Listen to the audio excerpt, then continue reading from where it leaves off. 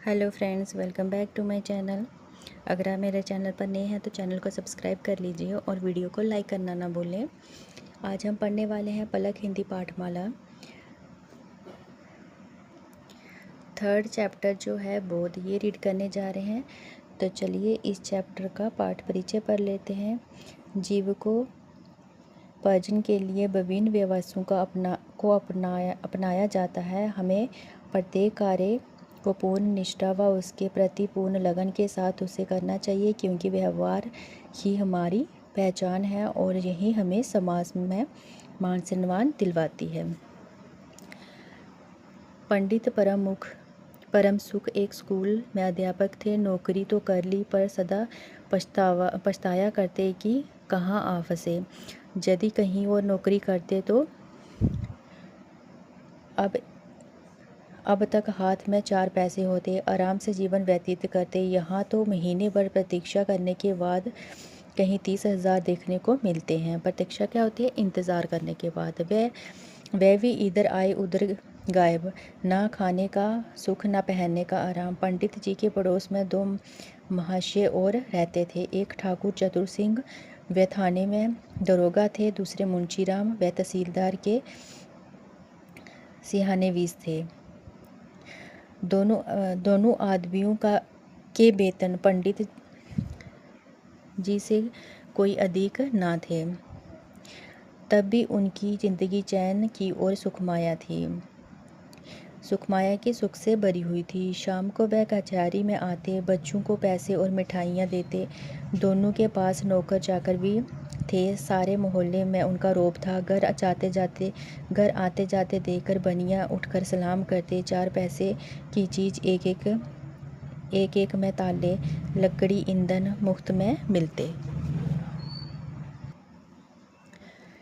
पंडित जी उनके ठाट बाट देकर कुढ़ते। कुर्ते का मतलब होता है कि किसी चीज़ को देखकर जी ललचाना कि हम भी इनकी तरह होते, और अपने बागे को कोसते। दोनों पंडित जी के घर कभी आटा कभी दूध कभी सब्जी भेज देते। पंडित जी को दोनों के लड़के को पढ़ाना पड़ता। कभी कभी वह पंडित जी से कुछ कह भी देते, तब पंडित जी मन मार कर रह जाते। उन्हीं के कारण कभी कभी दूध दही के दर्शन हो जाते थे। बेचारे अपमान के विष को अमृत समझकर पी जाते। विष क्या होता है? कि जहर।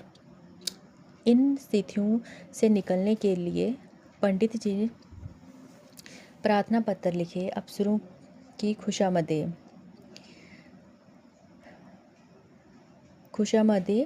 की, पर कुछ ना हुआ। अंत में हार कर बैठ गए। इतना सब होने पर भी वह ठीक समय पर जाते, देर से घर आते, मन लगाकर पढ़ाते। इससे उनके अफसर लोग खुश थे। साल में कुछ इतना देते कि वेतन बढ़ाने का जब कभी अवसर आता उनका विशेष ध्यान रखते। बस्ती के लोग उन्हें संतुष्ट थे। लोगों की संख्या बढ़ गई थी और पाठशाला के लड़के भी उन पर जान देते थे।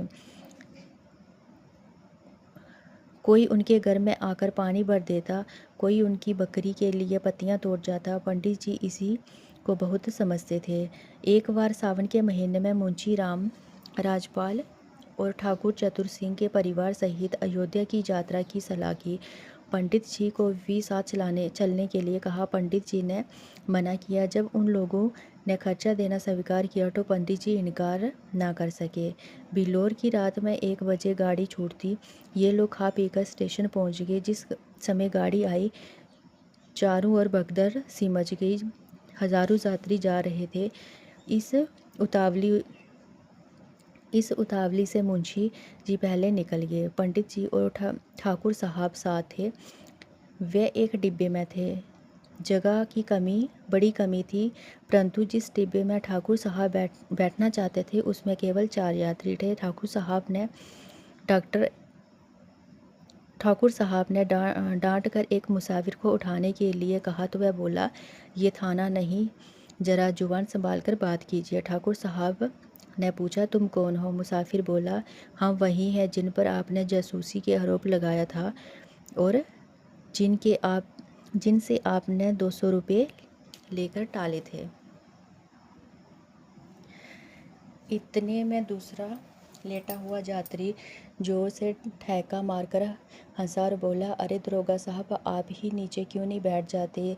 यहाँ थाना थोड़े ही है कि आपके राज में फ़र्क पड़ जाएगा। मैंने तुम्हारा क्या बिगाड़ा है? मैंने तो तुम्हारी सूरत भी नहीं देखी, ठाकुर साहब ने कहा। वह मुसाफिर बोला, आपने मेरी सूरत भले ही नहीं देखी, पर आपके डंडे ने देखी है। इसी गांव के मेले में मुझे बिना बात के डंडे लगाए थे। ये कहकर ने और भी पाँव फैला दिए। पंडित जी अब तक चुपचाप खड़े थे, डरते थे कि कहीं मारपीट ना हो जाए। अफसर पाकर ठाकुर साहब को समझाया। ज्यों ही तीसरा स्टेशन आया, ठाकुर साहब ने बाल बच्चों को कहा, वहाँ से निकलकर दूसरे डिब्बे में बैठाया। उधर दोनों ने उनका सामान उठाकर ज़मीन में फेंक दिया। जब ठाकुर साहब गाड़ी से उतरने लगे तो उन्होंने उनको ऐसा धक्का दिया है कि बेचारे प्लेटफॉर्म पर गिर पड़े। वह कहने दौड़े थे कि इंजन ने सीटी दी, क्या करते? जाकर गाड़ी में बैठ गए। उधर मुंशी रामपाल के पास पैर फैलाने तक की जगह ना थी। उनकी तबीयत खराब हो गई थी। एक बार उल्टी हुई और पेट में मरोड़ पड़ने लगा। लखनऊ तक उन्होंने किसी तरह सहन किया। आगे चलकर मजबूर हो गए। जवर पेट में दर्द, नसों में तनाव। वह एक स्टेशन पर उतर पड़े और प्लेटफार्म पर लेट गए। पत्नी घबराई, वह भी बच्चों को लेकर उतर पड़ी। सामान उतारा, परंतु जल्दी से ट्रक उतारना भूल गई। गाड़ी चल दी। दरोगा जी ने अपने मित्र को इस दशा में देखा तो वह भी उतर पड़े। स्टेशन मास्टर ने ये हाल देखा तो समझ गया कि हैजा हुआ है। हुक्म दिया है कि रोगी को अभी बाहर ले जाओ। मजबूर होकर अब लोग मुंशी जी को एक पेड़ के नीचे उठा ले गए। उनकी पत्नी रोने लगी। हकीम डॉक्टर की तलाश। पता लगा कि पास ही एक छोटा सा अस्पताल है। उन लोगों की जान में जान आई। किसी से ये भी मालूम हुआ है कि डॉक्टर साहब बिल्लौर में रहते हैं। डंडास बांधा मतलब धीरज बांधा। दरोगा जी मुंशी जी को लेकर अस्पताल दौड़े। डॉक्टर का नाम था हरि शंकर प्रसाद। कंपाउंडर थे। लोग आदर से डॉक्टर कहा करते थे। उन्हें देखकर मुंशी रामपाल धीरे से बोले, अरे ये तो बिल्लौर के ही हैं। भला सा नाम है। तहसील में आया जाया करते हैं। क्यों महाशय, मुझे पहचानते हो? हरिशंकर प्रसाद ने जवाब दिया, जी हाँ, खूब पहचानता हूँ। जब से मैं तहसील में लगान बनने जाता हूँ तब आप डांट कर अपना हक वसूल लेते हैं। ना दूँ तो शाम तक खड़े रहना पड़ता है।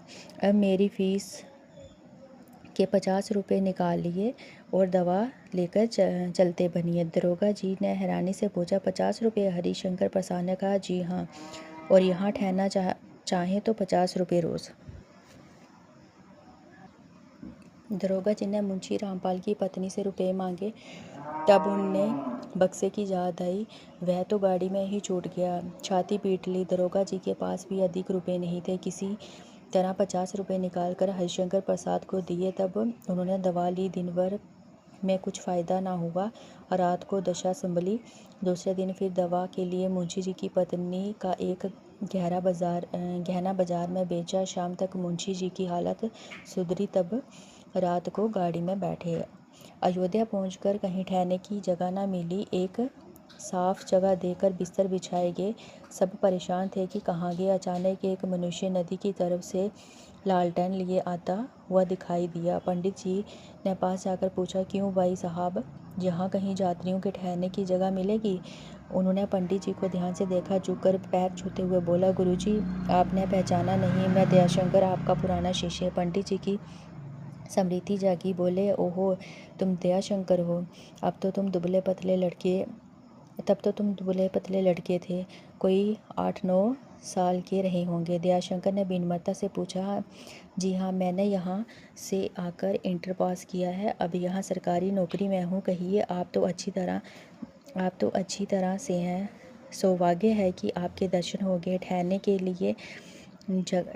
की जगह की चिंता ना कीजिए, मेरे घर चलिए। पंडित जी ने मना करने की मुद्रा में कहा, नहीं, मेरे साथ दरोगा जी और सिहाने वीस साहब और उनके बाल बच्चे भी हैं। दयाशंकर जट से बोला, गुरुजी आप सबको साथ ले चलिए। मेरा बड़ा मकान खाली पड़ा है, आराम से 2-4 दिन ठहरिए। मेरे परम सौभाग्य है कि आपकी सेवा करने का मुझे अवसर मिला। दयाशंकर ने कई कुली बुलाए, सामान उठवाया और सबको अपने मकान में ले गया। साफ सुथरा घर था। नौकर ने झटपट चारपाइयाँ बिछा दी। घर में पूरियाँ पकने लगी। दयाशंकर हाथ बांधे सेवक की बांधी दौड़ता। उनकी सेवा से सबको मुग्ध कर दिया। मुग्ध क्या होता है कि जब हम किसी के लिए अच्छा करते हैं तो आगे वाला इंसान प्रभावित हो जाता है कि इसने हमारे साथ कितना अच्छा किया है। फिर सब लोग खा पी कर सोए, किंतु पंडित प्रमुख को नींद नहीं आई। पंडित जी के आज शिक्षक का गौरव समझा। उन्हें आज इस पद की महानता ज्ञात हुई। जे लोग 3 दिनों तक अयोध्या रहे, किसी बात का कष्ट न हुआ। दयाशंकर ने स्वयं उनके साथ जाकर प्रत्येक धर्म के दर्शन कराए। 3 दिन तक चलने लगे। तीसरे दिन चलने लगे तो दयाशंकर स्टेशन पर पहुंचाने आया। गाड़ी ने सीटी दी तो उनके संजल नेत्रों से पंडित जी के चरण छुए और कहा, इस सेवक को याद करते रहिएगा। पंडित जी घर पहुंचे तो उनके स्वभाव में बहुत परिवर्तन हो गया था। उन्होंने फिर कभी किसी दूसरे विभाग में जाने की चेष्टा नहीं की। तो ये थी आपकी कहानी जो मुंशी प्रेमचंद जी ने लिखी थी। तो इस चैप्टर के अभी हम क्वेश्चन आंसर कर लेते हैं। सही उत्तर के सामने टिक का निशान लगाइए। ठाकुर चतुर सिंह किस पदवी के थे? दरोगा। अध्यापक जी की आमदनी कितनी थी? मासिक 3000। दयाशंकर सबको अपने साथ कहाँ ले गया? अपने मकान में। वाक्य पूरे कीजिए। पंडित प्रमुख एक स्कूल में अध्यापक थे। बस्ती के लोग उनसे संतुष्ट थे। हकीम डॉक्टर की तलाश हुई। नौकर ने झटपट चारपाइयाँ बिछा दी। या आप इस तरह से करेंगे। सुनने में एक जैसे लगने वाले इन शब्दों का वाक्यों में ऐसे प्रयोग करें कि अर्थ स्पष्ट हो जाए। दशा होती है एक हालत। बीमारी के कारण मुंशी जी की दशा खराब हो गई थी। फिर दिशा होती है तरफ। पंडित जी ने लालटेन लेकर नदी की दिशा से आते हुए व्यक्ति को देखा। सायंकाल, शाम का समय। हम सब रोज शाम को एक पार्क में टहलने जाते हैं। शाम। कृष्ण, भगवान शाम का रूप बहुत मनमोहक है। विष क्या होता है? जहर। और पंडित जी अपमान के विष को अमृत समझकर पी जाते हैं। विषय, जो हमारा सब्जेक्ट है। हिंदी मेरा सबसे पसंदीदा विषय है। सुख, आनंद। राधा के पड़ोसियों का जीवन बहुत सुख से बीत रहा है। सूख, पानी ना मिलने के कारण पौधे सूख गए। नीचे दिए गए वाक्यों को रेखाकृत पद सर्वनाम है या सर्वनामिक विशेषण बताइए। आप डॉक्टर अपना हक वसूल करते हैं। अब इसमें ये क्या है? सर्वनाम है। आप जो है ये सर्वनाम आएगा। उन लोगों की जान में जान आई। उन जो है वो सर्वनामिक विशेषण है। वे एक डिब्बे में बैठे हैं। वे जो है ये सर्वनाम है। ये लोग खा पी कर स्टेशन पहुंच गए। ये जो है सर्वनामिक विशेषण है। जिस डिब्बे में ठाकुर साहब बैठना चाहते हैं उसमें 4 यात्री हैं और उसमें ये आपका सर्वनामिक विशेषण है। निम्नलिखित शब्दों के 3 प्रवाचिक शब्द लिखिए। जैसे घर है, घर का क्या लिखेंगे? गृह, सदन, आवास। मनुष्य, मानव, आदमी, इंसान। जमीन, भूमि, धरती, वसुधा। शिक्षक, अध्यापक, गुरु, आचार्य। नौकर, दास, सेवक, चाकर। या आप इस तरह से लिखेंगे। और नेक्स्ट है पंडित परमसुख एक स्कूल में अध्यापक थे। ये आपका टिक आएगा। पंडित जी के पड़ोसी में 2 महाशय और रहते थे। ये भी आपका टिक आएगा। लास्ट पेज पर आपका दिया गया है। सही शब्द चुनकर रिक्त स्थान भरिए। दरोगा के पास अधिक रुपये नहीं थे। दिन भर में कुछ फ़ायदा ना हुआ। विलोम शब्द रात का दिन लिखेंगे, कम का याद लिखेंगे। ये हम इस तरह से करेंगे। अब हम इस चैप्टर के क्वेश्चन आंसर कर लेते हैं। दरोगा और मुंशी की कि लोग इतनी खातिरदारी क्यों करते थे। दरोगा और मुंशी का पूरे मोहल्ले में बहुत रौब था। उनके पदों के प्रभाव के कारण लोग उनका सम्मान करते और डरते थे, जिससे उन्हें कम दाम में सामान और मुफ्त में लकड़ी, ईंधन जैसी सुविधाएं मिल जाती थी। पंडित जी कौन थे? पंडित जी एक स्कूल में अध्यापक थे। पंडित जी के पड़ोस में कौन कौन रहता था? पंडित जी के पड़ोस में ठाकुर चतुर सिंह और मुंशी राजपाल रहते थे। मुंशी रामपाल क्या करते थे? मुंशी रामपाल तहसीलदार के सियाहनवीस थे, मतलब कि क्लर्क थे। अयोध्या के पंडित जी को कौन मिला? अयोध्या के पंडित जी को उनका एक पुराना मित्र दयाशंकर मिला, जो अब वहाँ सरकारी नौकरी में था। पंडित प्रमुख अपनी नौकरी से खुश क्यों नहीं थे? पंडित जी अपनी नौकरी से खुश इसलिए नहीं थे क्योंकि उन्हें महीने भर की कड़ी मेहनत के बाद बहुत कम वेतन मिलता था, जिससे उनके जीवन में सुख आराम नहीं था। वह हमेशा पछताते थे कि वह इस पेशे से कहाँ आ फंसे। पंडित दरोगा और मुंशी को देखकर कुटते क्यों थे? पंडित जी उन्हें देखकर इसलिए कुटते थे क्योंकि कम वेतन होने के बावजूद दरोगा और मुंशी पर का पूरे मोहल्ले में बहुत रौब था। लोग उनकी बहुत खातिरदारी करते थे और उनका जीवन बहुत ऐशो आराम और सुखमाया था। दरोगा और मुंशी के दोनों लड़कों को पढ़ाने के बदले में पंडित जी को क्या मिलता था? पंडित जी को दोनों लड़कों को पढ़ाने के बाद कभी थोड़ा दूध, दही और सब्जी मिल जाती थी, जिसे वे अपना अपमान समझकर चुपचाप स्वीकार कर लेते थे। मुंशी ने जब अपना परिचय डॉक्टर को दिया तो उसने क्या उत्तर दिया? डॉक्टर हरिशंकर प्रसाद ने उत्तर दिया कि वे उन्हें बहुत अच्छी तरह पहचानते हैं। जब वे तहसील में लगान बनने जाते थे तो मुंशी जी उनका अपना हक वसूलने के लिए उन्हें शाम तक खड़ा रखते थे, इसलिए डॉक्टर ने उन्हें अपनी फीस के 50 रुपये मांगे। रेल यात्रा के दौरान पंडित, दरोगा, मुंशी और उनके परिवार को किन किन समस्याओं का सामना करना पड़ा? रेल यात्रा के दौरान डिब्बे में जगह की बहुत कमी थी। एक अन्य मुसाफिर ने दरोगा जी का सामान नीचे फेंक दिया और उन्हें धक्का देकर प्लेटफॉर्म पर गिरा दिया। इसके बाद मुंशी रामपाल की तबीयत बहुत ख़राब हो गई। उन्हें लगातार उल्टियाँ हुई और पेट में मरोड़ उठने लगा, जिस कारण उन्हें मजबूर होकर बीच रास्ते में स्टेशन पर उतरना पड़ा।